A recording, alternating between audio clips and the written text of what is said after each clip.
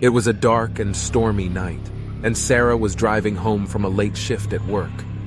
As she drove down the deserted road, the rain pounded against her windshield, making it difficult to see.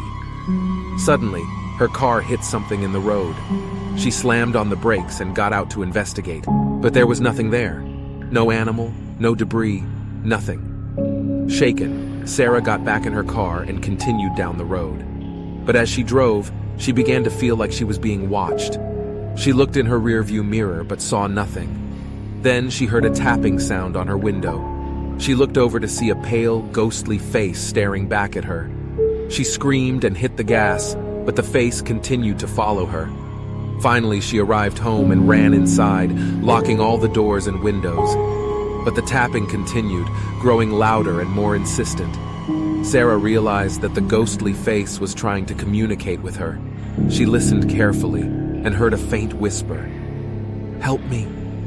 Determined to help the spirit, Sarah did some research and discovered that a young girl had died on that road years ago in a hit-and-run accident. The girl's body had never been found. Sarah knew she had to find the girl's body and give her a proper burial. She returned to the spot where she had hit something in the road and began digging.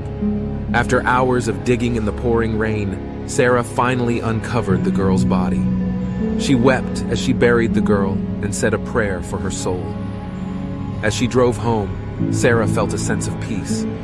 The tapping had stopped, and she knew that the girl's spirit had finally found rest.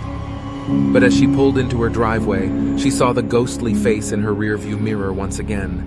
This time, it was smiling.